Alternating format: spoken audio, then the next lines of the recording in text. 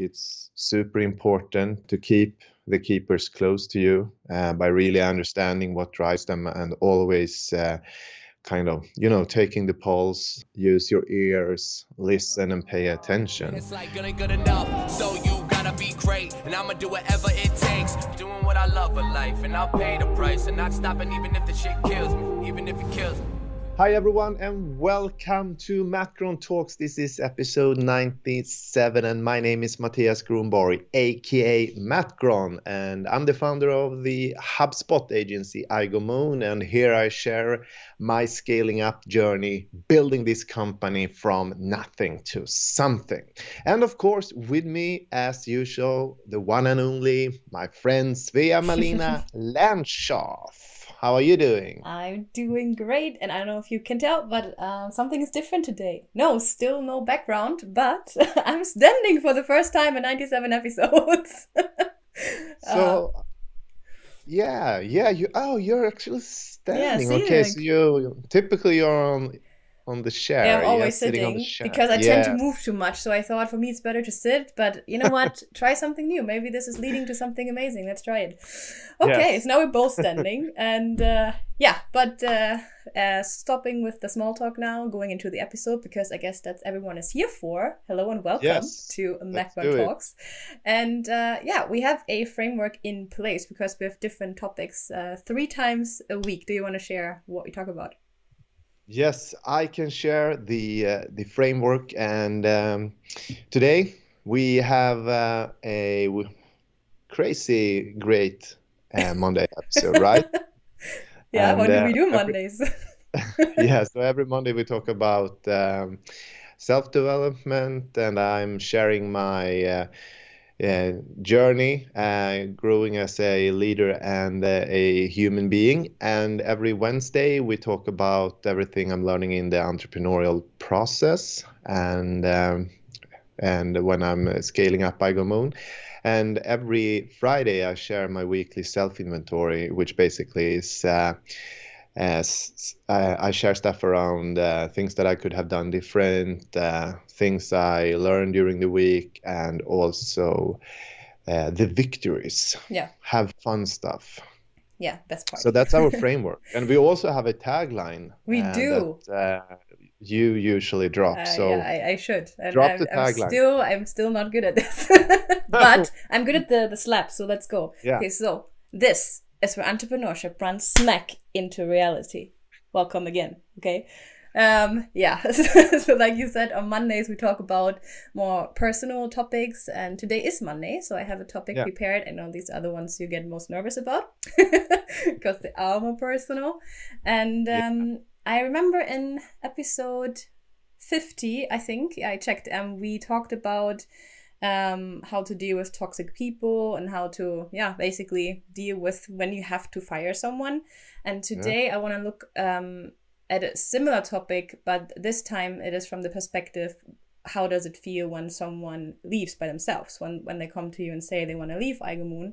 Because I feel the smaller a company, like the more it affects, obviously, when someone leaves. It's a difference if you're 10 people or 100 people. And I think also when you are a small company, there's probably also a higher chance you take it personal in a way, or it affects you personally, because after all, you're also just a human. So I could imagine it's kind of hard to separate yourself from that.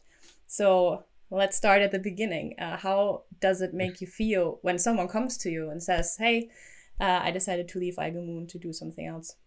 Yeah, great question. I think so many different aspects of it that I can share, but let's be honest. I mean, building the team is probably one of the hardest part of scaling up a company. Yeah. And something that came to my mind when you brought up the questions, the question was actually that I think during the pandemic, especially here in Stockholm and Sweden, the job market has really changed also. It's super hard now, actually, finding talents, and I mean, our industry and all the different positions around digital marketing is growing out there because companies, they have really they are prioritizing this kind of talents, Yeah, basically. that's true. So the competition here is in Stockholm it's really crazy right now, and I think it's super important to keep the keepers close to you.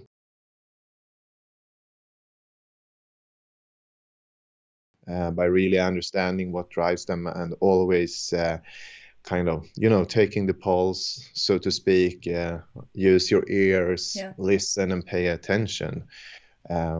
What people think, and what motivates them, and what kind of drivers they have.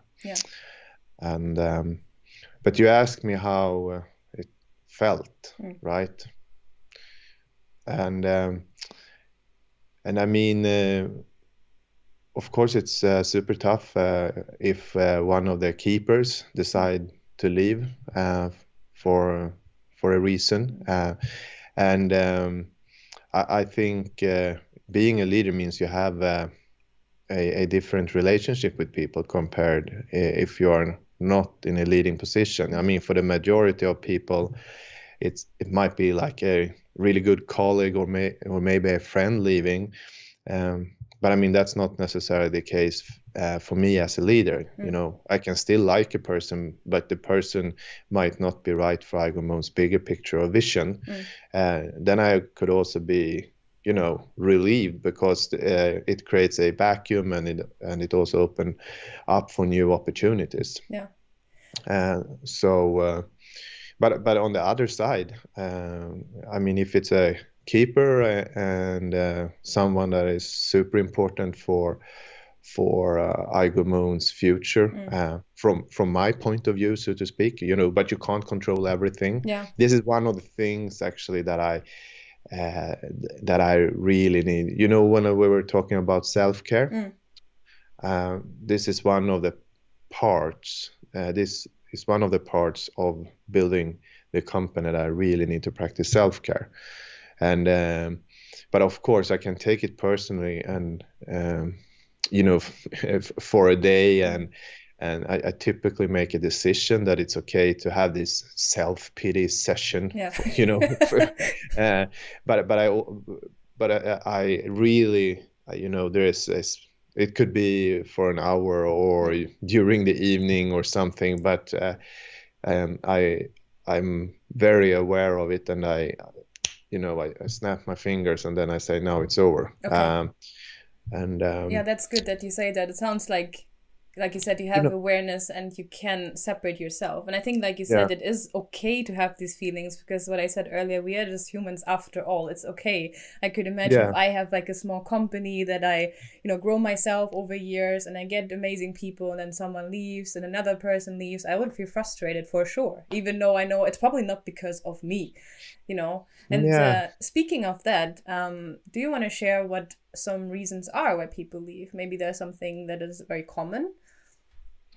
I just want to say one thing just before, like, this is because it's all about awareness, because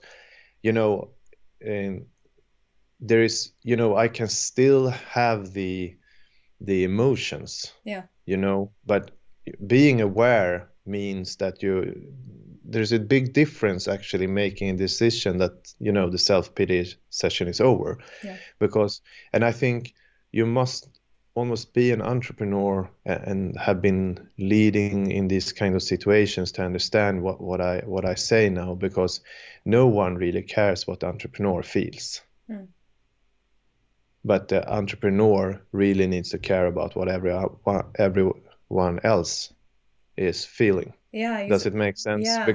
Because you are the last line of defense. You said before also it is a lonely sport to be there. Exactly. So it's a part of the game. Like this is one of the main things. Like, if you can't take it, you should not do it. And so I think the self-care principles I was sharing about, they really I really need to apply them here, because and you know, set the boundaries for myself, basically. But you were asking about what are some reasons why people leave? Yeah, I think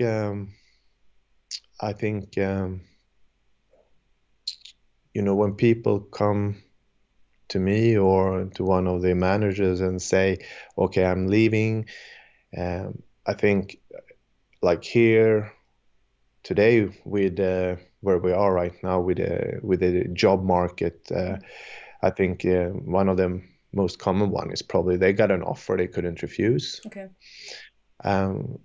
Which basically includes probably they get a more like maybe they are growing, they get a more senior role, or they get more money on a monthly basis. I think like a huge challenge is, and that's why I think it's so important that you keep the keepers close in one way, because today they get like, you know, 5 job offers every week on LinkedIn. Wow. And I think you know, people in their nature, they are very short-sighted, you know, and I think that's one of the reasons why I'm putting so much work also around like the purpose statement and the vision for the company and the culture, because I'm really trying to leverage yeah, I mean all the muscles the bigger companies have around offer, you know, benefits packages and stuff like that. So I'm doing everything I can to actually build that purpose statement so people feel they are, you know, people feel they are part of something bigger than themselves. Yeah. But I still think that, like, I mean, if you can really like create that environment, then like, you know, I hope I can build a relationship with people that, like, if they you know, if they feel something is not good enough here at iGoMoon, maybe let's say they don't have the senior role they are looking for. Like, I can understand if you leave and we have had the discussion that there is not a role like that. Yeah. Or I can accept, let's say, okay, I got an offer I couldn't refuse. I increased my salary with, you know, I don't know, like 5,000 kronor per month or something. I can also accept that if, you know, if we have had a discussion. Yeah. Because I mean, so I try to create the environment where people want to be part of the journey, and if they one day realize, okay, not in this case, you know, I'm choosing between this company and iGoMoon, and then we can at least have a fair discussion around stuff, you know. So, but it's also super important for me, like a lot of times, to remind myself that I mean, like if you know, in the end, if I feel we are only talking about the money, then maybe the person is not right for iGoMoon. Yeah, that's what I thought too, because in some cases it's not always about the money. I understand definitely that it is tempting to earn more money, but also I feel when you are at a company where you have responsibilities, where you feel safe, where you feel you are in a good work environment, then I personally would probably choose this company over a couple €100. I was thinking euros more. Yeah. I personally, but I also know there are other people that maybe for them money is the priority, and that's okay too. I think it's just like you said, to figure out who is the right fit for iGoMoon also, and maybe at some point just way separate, and sometimes it's also for the better. Yeah. Yeah. Yeah. So, but but I think to summarize the reasons, I think the offer I couldn't refuse, like a more senior position, a new window of opportunity for a career move, and sometimes also people, because all the work I do with the vision and also the culture. I mean, some people they don't feel they are a good fit because they don't believe in the same culture. Okay. I have had people actually left and during the offboarding said that I don't like the work around the culture, and I mean that's okay. I mean that's the reason why we actually work with the culture, because we want everyone on the same page. So Yeah. and then I also have had people left because we did a shift from being a traditional website agency where we were much more, how should I say, it was more, we were just more focusing on the design and the websites, and let's say it was more of a but it was more like a different environment compared to a data-driven, more business-driven HubSpot agency environment. So I think over here we probably find more, business-minded people in one way. We're striving to kind of really finding the value for the customers in a different way, so it's two type of businesses. So that's also a reason why people could maybe feel that, okay, I'm done here. Yeah, I understand.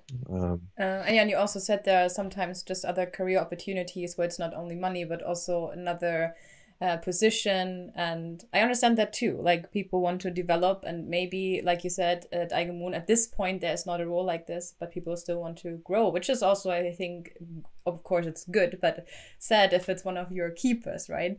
So let's say when one of your keepers, I like that you call them that, decides to leave, and I'm just curious, how do you go about this? Are you someone who would then try to, I say, convince them to stay and discuss things? Or do you think at this point, when they already decided, it's better to just let them go? Like, I never let anyone go without putting up a fight if I believe that's the right thing to do. And so I definitely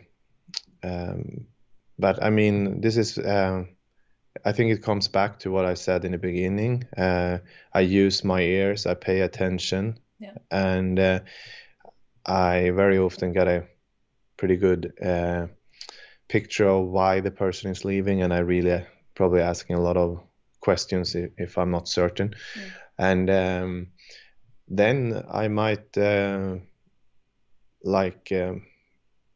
what I'm actually doing is I'm trying to understand. Let's say if someone decides to leave, then I try to understand if I see an opportunity, like, okay, is it because, I mean, they still believe in the vision. Let's say that they still believe in the culture, everything we're doing.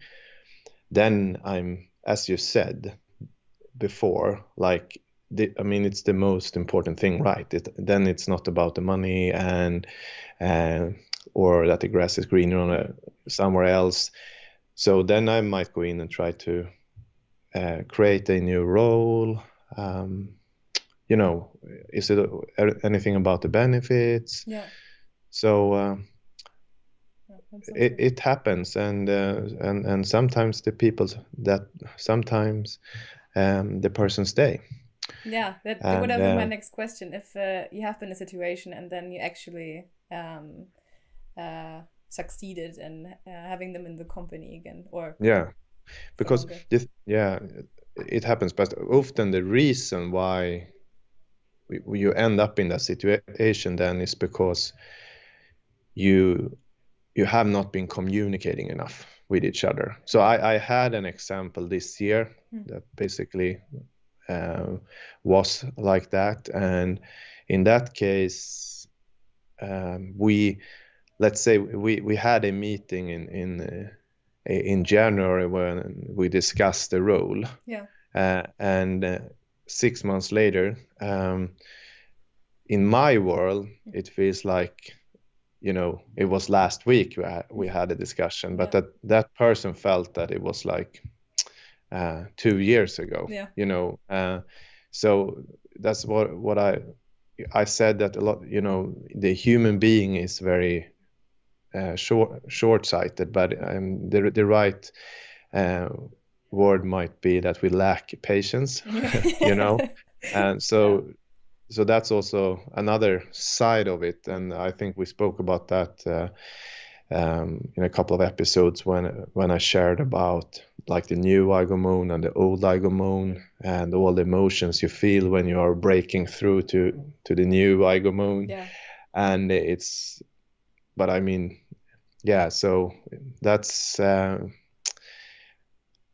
patience is very important, to communicate patience. So that's very often the case that and then you can catch up on the communication side, and then you kind of very fast are on the same page, and you can start create a new role. Yeah. But I think when people, I get a good sense when people say something like, I got an offer I couldn't refuse. I think when people use that term, then I know they have also made a decision pretty much based on the money, and then I'm not so eager to negotiate, actually, because then I think it's time to leave. Yeah. All right.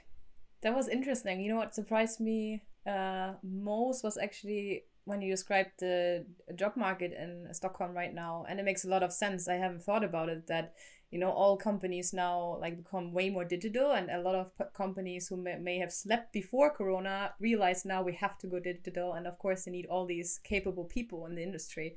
So it makes a lot of sense that people get offers all the time. But it was surprising to me that it's so much. So it's really competitive right now. And also what you said, it's about awareness when we look at the personal side of things, and you can have these feelings, but also know when to push them aside and go further again. Yeah, I think it's healthy to have the feelings. Yeah, absolutely. I think so too. It doesn't get you anywhere when you're denying them. Yes. All right. Everything is about what you're doing with the feelings. Yeah, I agree. As we spoke about, like yesterday, or in the last episode, we spoke about like if the emotions, if they become assets or exactly. liabilities. Yes. All right, so if you want to hear about what Mattias just talked about, I'm going to link that episode here where we talked about that. And otherwise, I would say let's wrap this up, and see you in the next one, I hope. And if you like what we're doing, please subscribe, leave a comment. As always, if you have questions, feel free. And otherwise, see you in the next one, hopefully. Hit the bell and subscribe, and see you in the next one. Thank you very much. Bye-bye.